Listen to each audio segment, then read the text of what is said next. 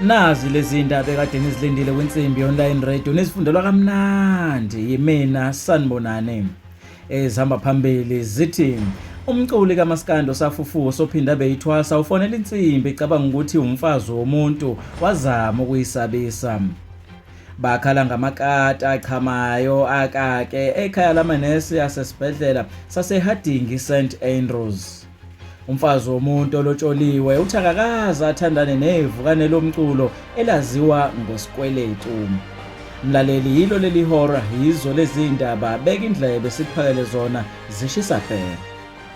Umculi kaMaskandi waziwa ngoSkweletu osafufusa ufonela intatheli yensimbi evutha phe wazama ukuyisabisa kwasho khona ukuthi le ntatheli yaqhathwa yelusa ayinalo uvalo entanyeni yamfokofisa wavala ucingo engasavalelisanga.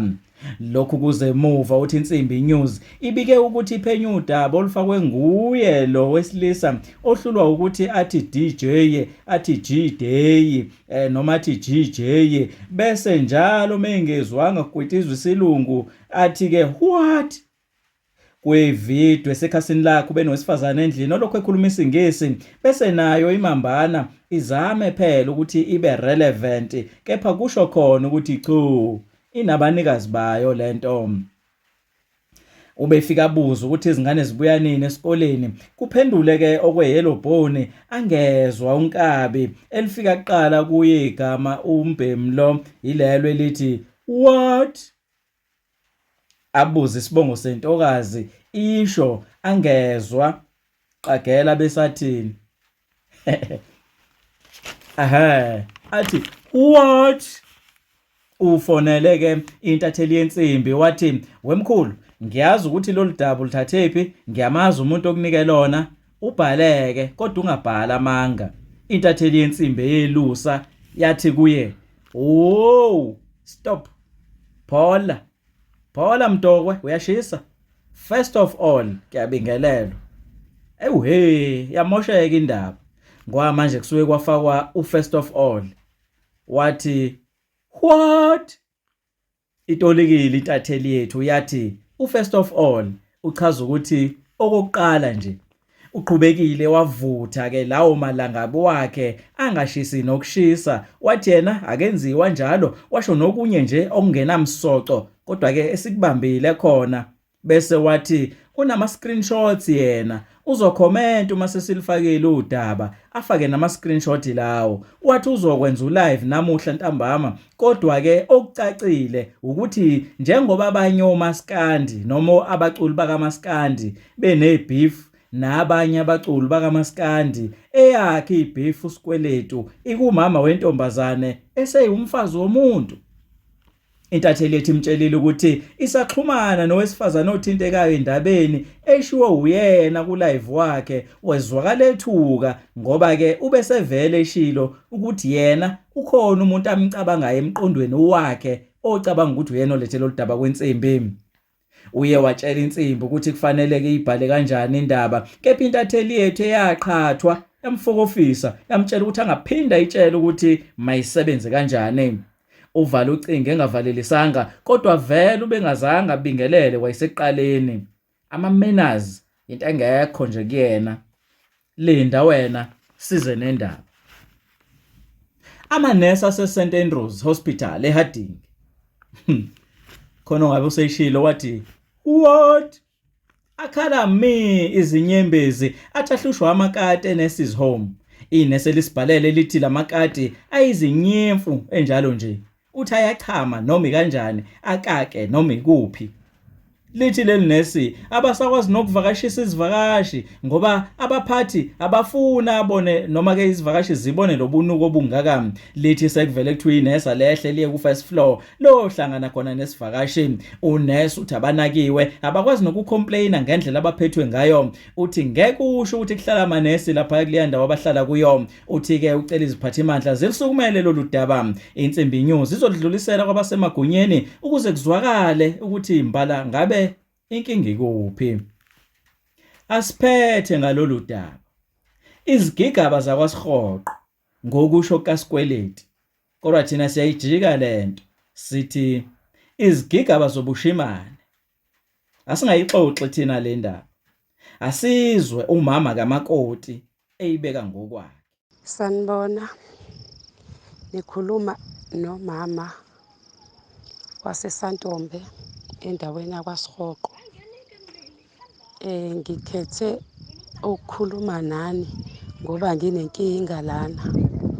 Nginenkinga mayelana nomculi kaMaskandi, uSkweletu wakwaCheleza emzimkhulu endaweni ethiwa kuse-Anlesh. Lo mfana usewuhlukumeze kakhulu umoya wami.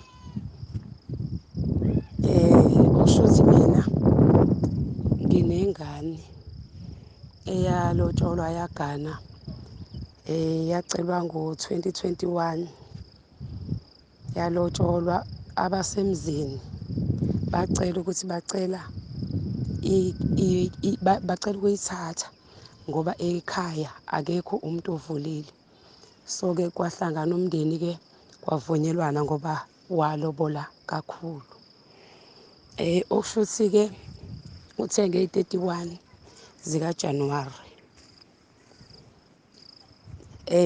lo mfana uSkweletu wahamba waya lapha emzini wayo ndodakazi yami, wafike wayithatha. Ngezwa mina ngabantu ukuthi kuthiwa uyithathile. Ngazama ukuthola inamba yakhe ezihlobeni zami ezingale, nangempela ngayithola. Ngamfonela ngambuza ukuthi uyenza kanjani leyo nto ukuthatha umakoti womuntu eganile elotsholiwe. Wathi wagana nje lo, kahle kahle kwakuvele kuyintombi yami, nami engangikade ngithi ngizomlobola. Ngabuza ngithi wawuyekeleni ukumlobola eze elotsholwe nje? Wathi amandla wayengakabi nawo. Ngibuza ukuthi njengoba esena-2 years agana, usenengane, kuza kanjani ukuthi wena ungawuthatha lowo muntu onjalo? Angitshela ukuthi intombi yakhe le uyayithanda akaze ayeke ukuyithanda. Wathi kumina angisho ukuthi wekade elotsholwe ngamalini, yonke leyo mali elotsholwe ngayo yena uzoyibuyisela. Bese ngithi mina kuyena, angikwazi lokho mina kwenziwa. If kuwukuthi ingane yami iyehluleka ukugana, efathi ayibuye ize la ekhaya izositshena somndeni ukuthi iyehluleka ukugana, seyiyayeka ukugana la begane khona. Kuzokhulunywa la ekhaya, kwaziwe phela ukuthi ayisagananga. Then kuyikhathi-ke sibona abakhongi, ngeke ukuthi ingane sithi siyazi ukuthi iyathathwa ilapha la ilotsholwe khona, dukuduku sesibona ngabakhongi futhi ingazange ingane ize kuthina izositshena ukuthi yona ayisagananga. Hhayi, caca ukuthi le engishoyo akayizwa. Asuke angitshela ukuthi ngoba manje le ngane yami izwa yena, angeke izikwazi ukubuya-ke if kuwukuthi mina angivumi ukuthi alethe abakhongi. Ngimncenge ngithi ngicela abuye azochaza leyo nto la ekhaya. Hhayi, ngize ngibone ukuthi angize noplani ukuthi ngithi okay, abakhongi abeze. Ngavuma, ngathi okay, abeze abakhongi, akabuye kodwa kuqala yena eze ekhaya. Hhayi, wavuma. Hhayi, nangempela yabuya ingane ize la ekhaya. Mese ifikile ingane la ekhaya, ngiyayibuza ngithi mina, wena usuyogana baSkweletu wena manje, awusagananga lapha kaSibanibani? Athi hhayi ma, ngiganile. Pho manje wenzani? Yini le oyenzayo ongihlanganisa nabantu? Hhayi, athule. Kuze kuphoqeleke ukuthi ngimfoneleke nomkhwenyana ngimazise ngalo daba. Umkhwenyana akekho, umkhwenyana wayo usebenza eGoli. Ngimfonele umkhwenyana ngimazise ngalo daba. Hhayi, abuye umkhwenyana acela ukuthi ucela ikhuphuke ize kuyena bazoxoxa. Ithi iyesaba ngoba seyiyenzile into e-wrong, akazi noma uzombulala yini. Athi umkhwenyana, umkhwekazi wami ngiyamthanda umkami, ngicela sizokhuluma ngoba azange mina azangitshela ukuthi kukhona inkinga nayo. enze lento ayenzayo. Hhayi, bese ingane icele mina ngiyiphelezele ngiyiseke umkhwenyana. Uma ngifika kumkhwenyana, umkhwenyana afike axoxe nje kahle abe right. Bese ngibuze kuyona ngithi ngikushiye noma sihambe, athi hhayi mahamba. Ngihambe mina. Hhayi-ke kuphela iy'nsukwana ingifonele futhi yona ingane. Ithi hhayi ma, siyahamba nobaba kaSibanibani. Siya eGoli kule sikole ebengifunda kusona manje. Angisezuya kufunda kusona. Ngizohamba ngesikoleni ngiyocela iriphothi. Ngiyahamba ngifuna ukufunda eGoli, ngifuna ukuhlala nomkhwenyana wami. Ngibuza ukuthi why ufuna ukushintsha isikole ekubeni wena wenza ugrade 12. Ukuvumelekile yini lokho ukuthi ugrade 12 ahambe aye kwesinye isikole? Athi hhayi sikhulumile ngizoya ekholeji. Usukelani la ufunda khona? Athi ngenqena ukuthi uSkweletu uyazi la ngifunda khona. Uzofika aluke ezongihlupha ezongithatha. Hhayi-ke ngithi mina okay, nangempela-ke bahambe-ke bayofuna iriphothi-ke. Bahambe baye eGoli nomkhwenyana wakhe. Njengamanje ngikhuluma nje useGoli. Kunamateku ala ekhaya ayekade efike nawo le ngane yami. Yathi mesehamba yathi ma ngicela ukushiya la mateku. Angazi ukuthi uSkweletu uzowathola kanjani ngoba angifuneli ube ngilandela ngala mateku. Hhayi ngithi okay, asala amateku la ekhaya-ke bahambe-ke baye eGoli. Okusho ukuthi-ke ey'nsukwini ngitshelwa abantu ukuthi kunevidiyo eyenziwe uSkweletu, ukhuluma ngawe lapha kwividiyo. Hhayi ngingene nami kule vidiyo, okay ngiyibone. Uyakhuluma lapha kwividiyo, ukhuluma nezinto ezingekho. Izinto azikhulumayo lapha ezingekho. Uyangihlambalaza uthi mina ngaganisa intombi yakhe ngenkani. Uthi ngayiganisa ngenkani ibe isho ukuthi ayifuni ukuyogana. Ngahamba mina ngoyiganisa ngoba mina ngiyalamba la ekhaya. Isimo sami la ekhaya sibi. Washo konke akushoyo. Wathi ngithanda abafana. Zonke lezo nhlamba uzibhekisa kumina.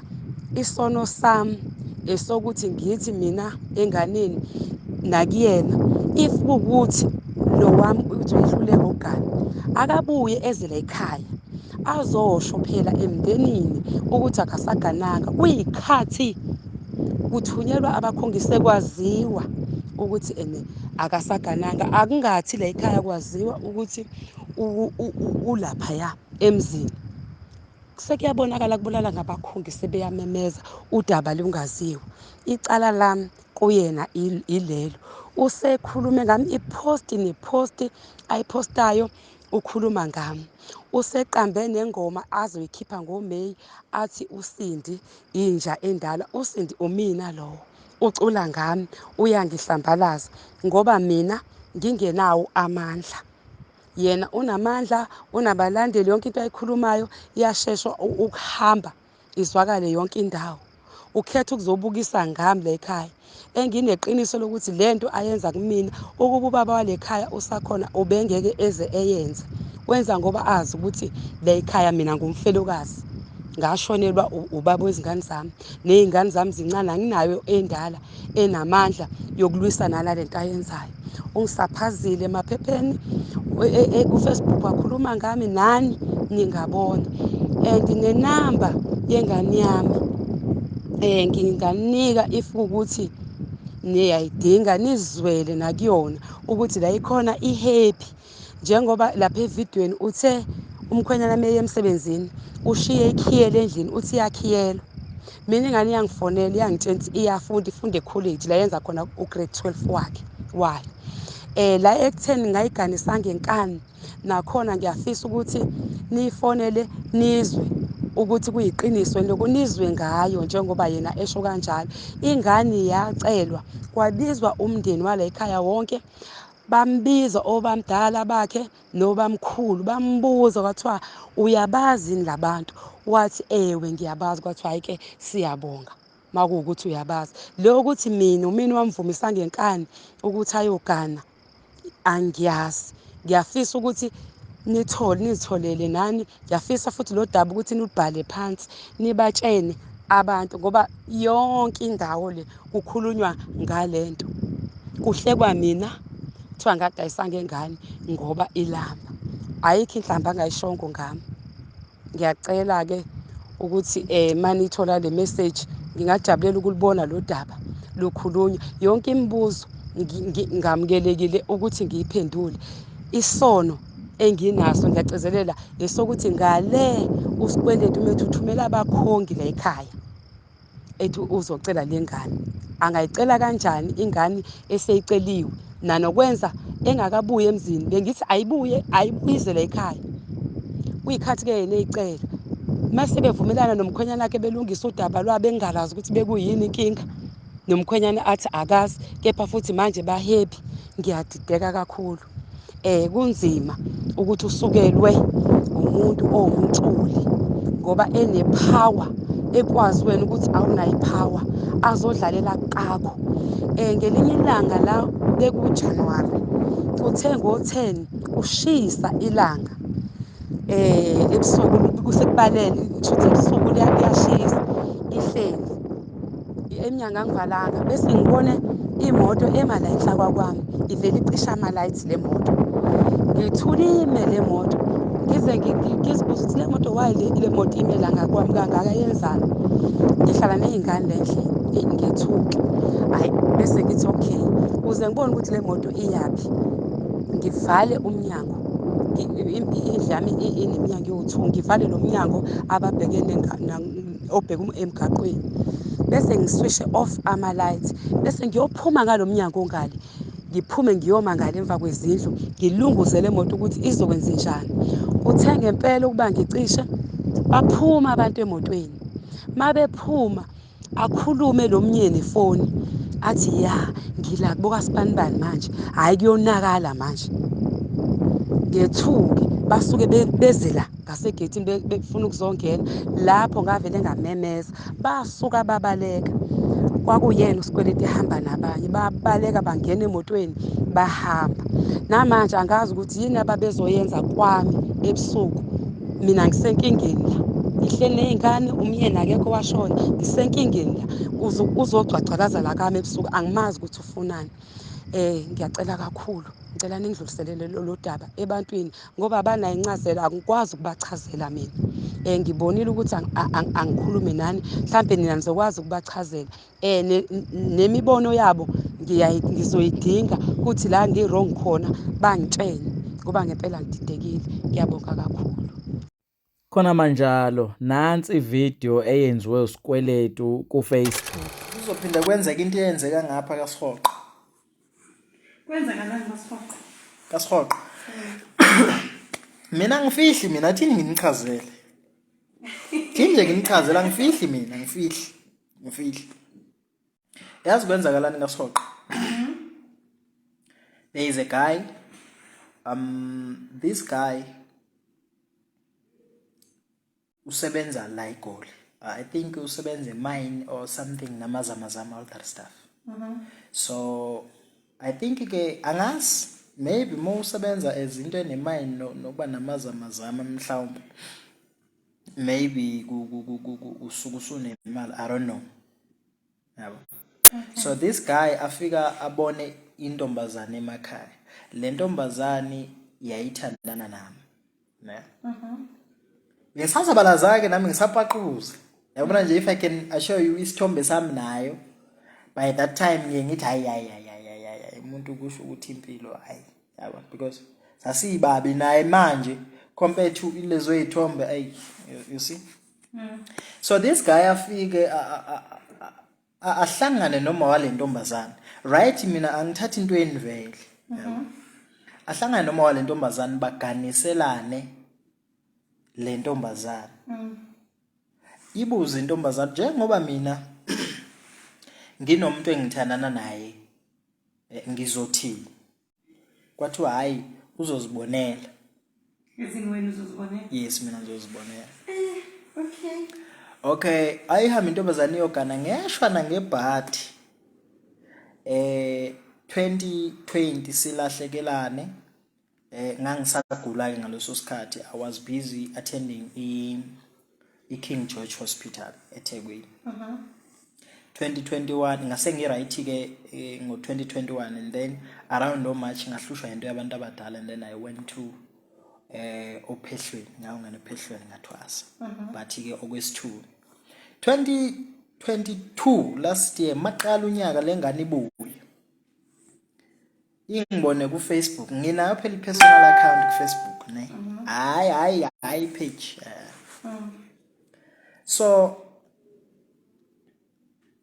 uma nga ibuyela kumina intombazane njalo wayesengigane ugane bani wena how come yabona ugane bani kanjani ngokuthi nje impilo yami ithi nje usuganile ayingichazela istory hayi kwenzeke kanjena I was like wow ngithi mina okay ngoba sowuganileke we need to break up ivele ngichazela istory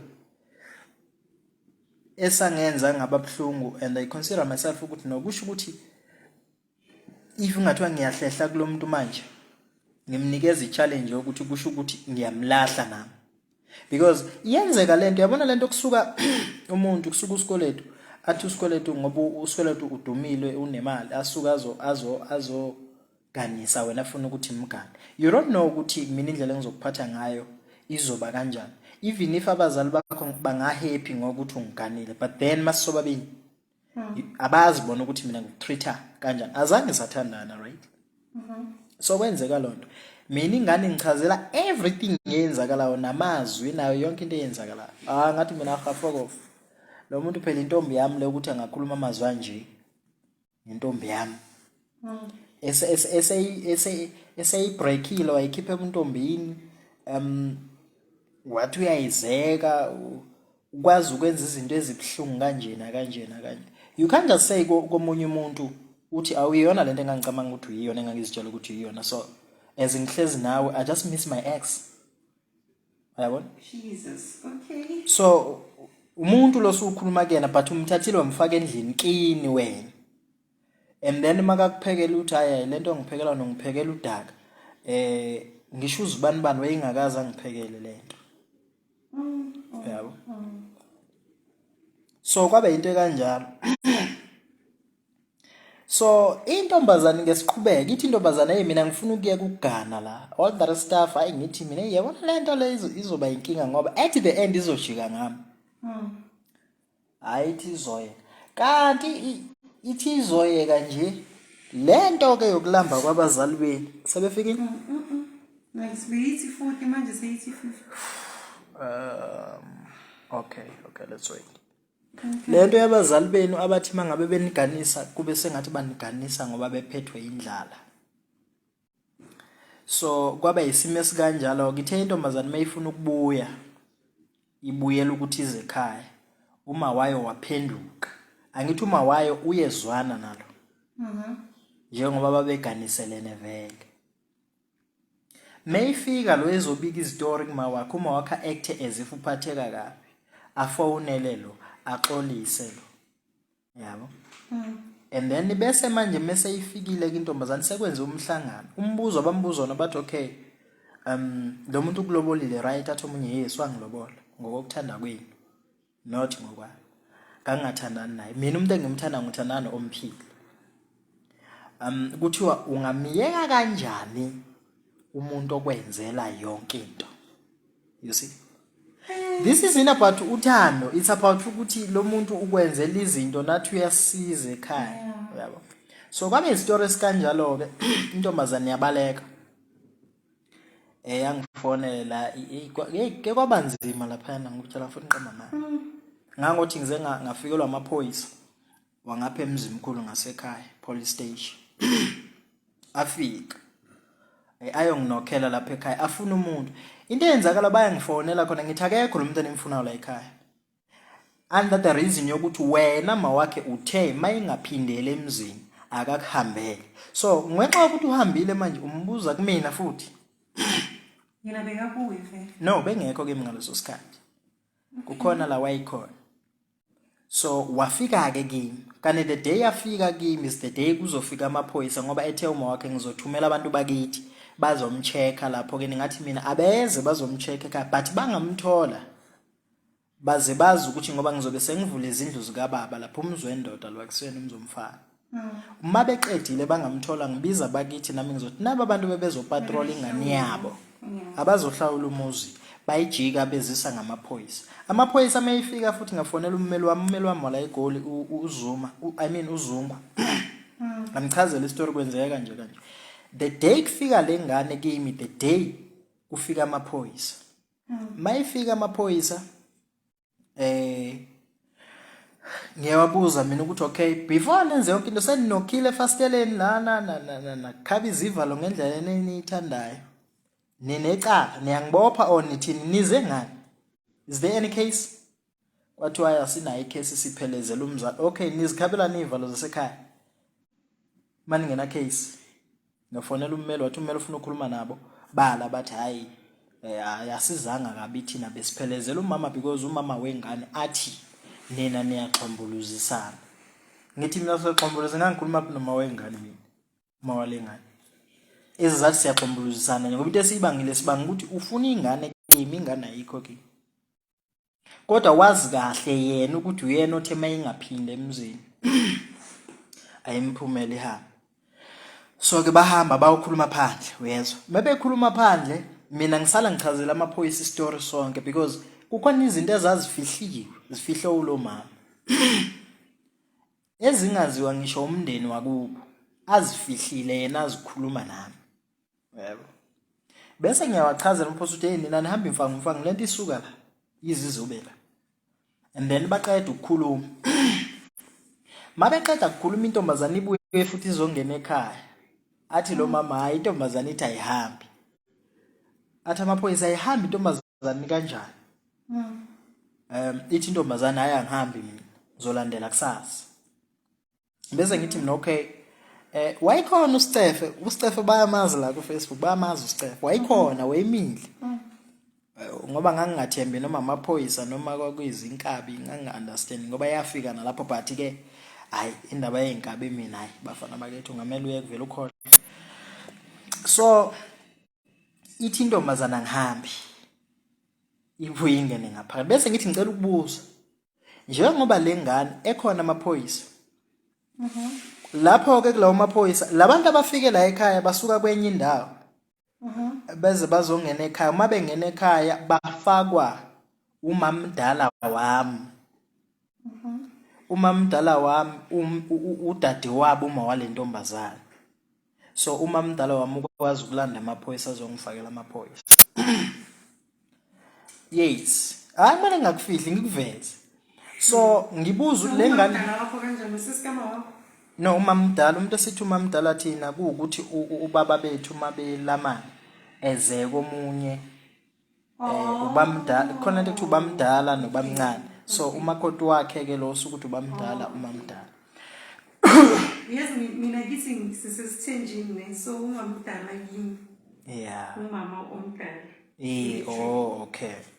So le ntombazana ithi angihambi bese ngithi mina ngicela ukubuza kubantu bomthetho nikhona ngoba ngenzela ukuthi ningaloko nihamba into eningayazi.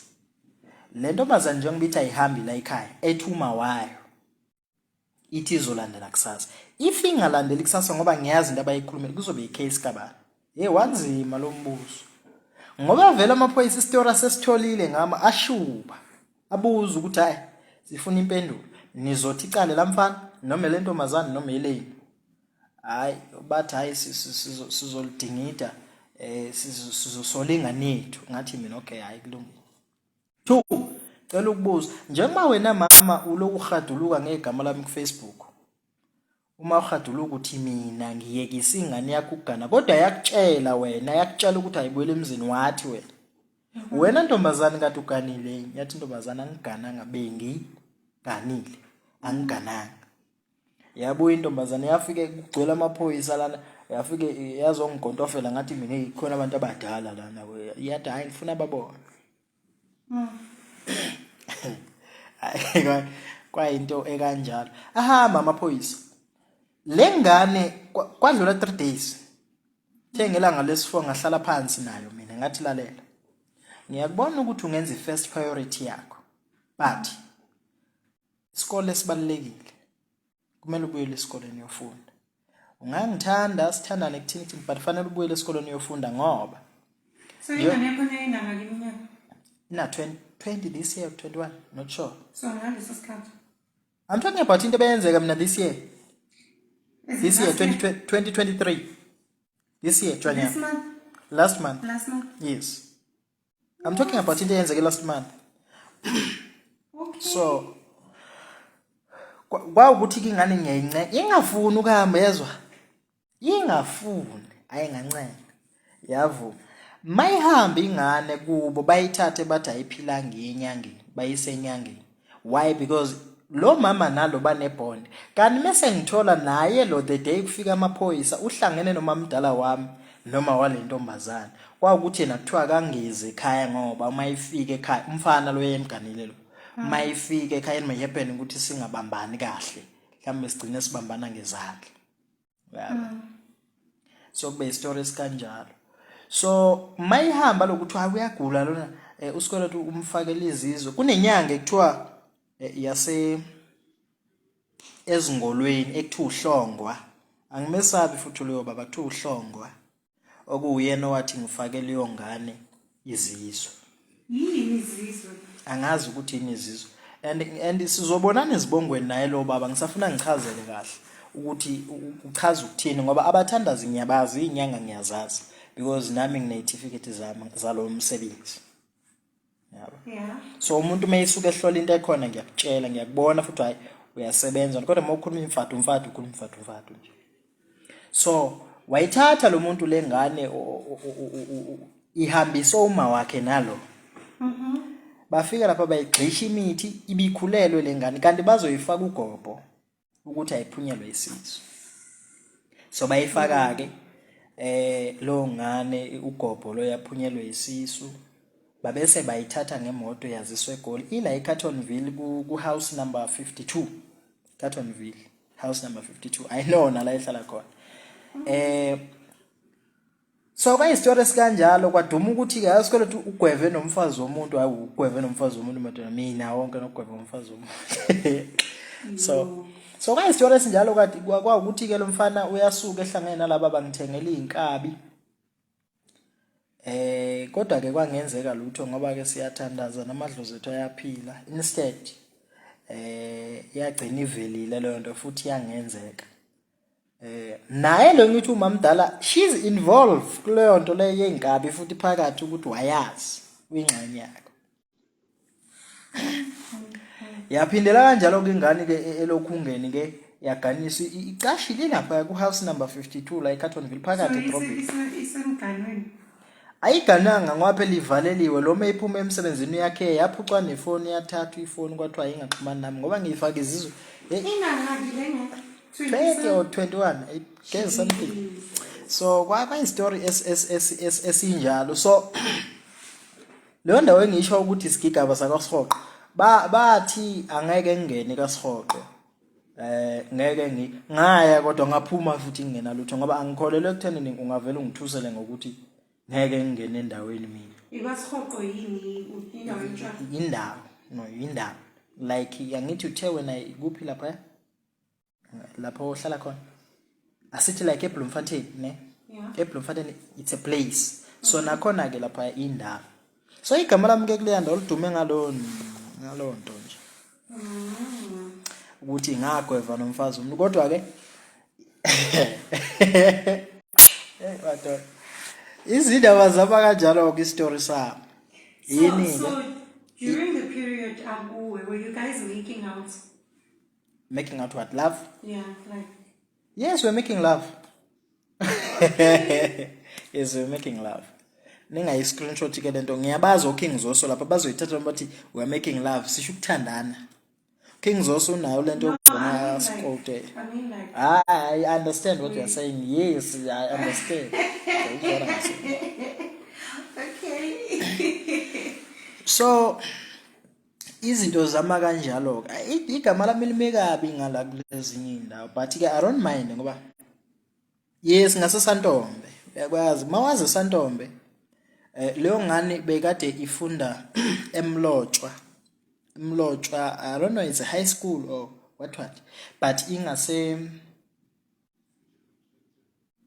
Kuthiwa laphi kwenza laphi imlotshwa ngiyalikhohlelela gama. So kwaba nestory esinjalo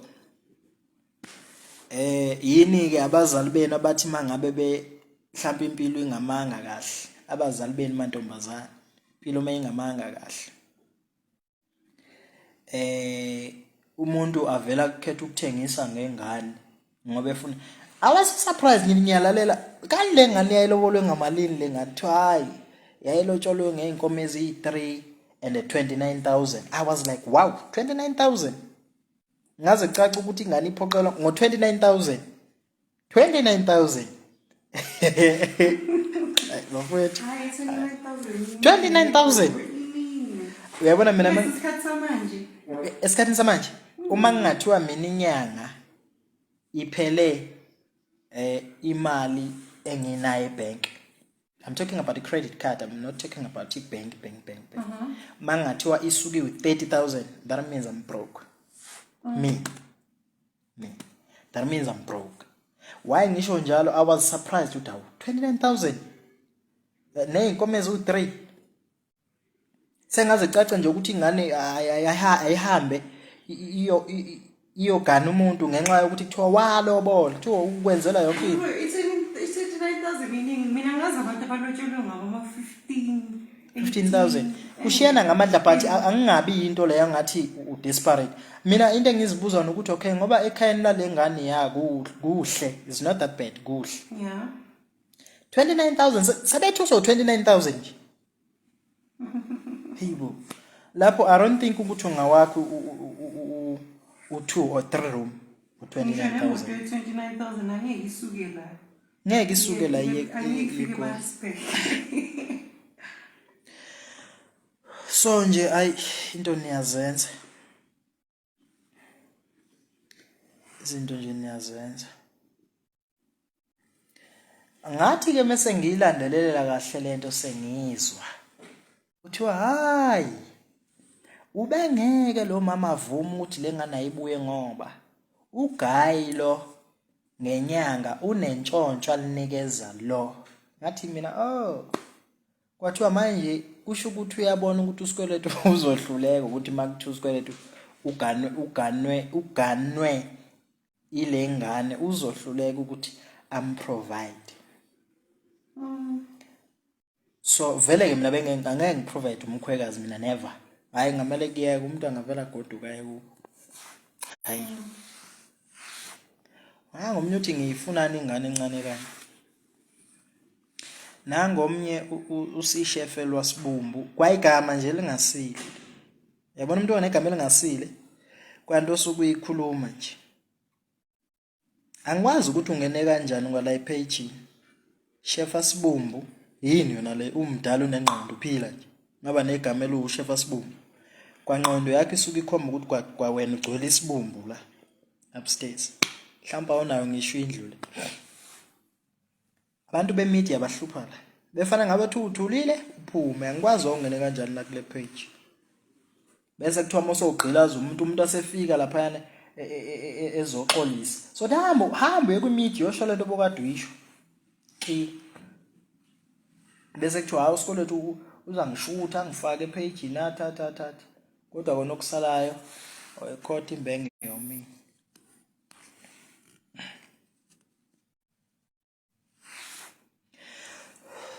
Uzoyithola, I'll save this life because ngiyafisa ukuthi bayubone. Uzoyizwa nje ngizosave lo life. So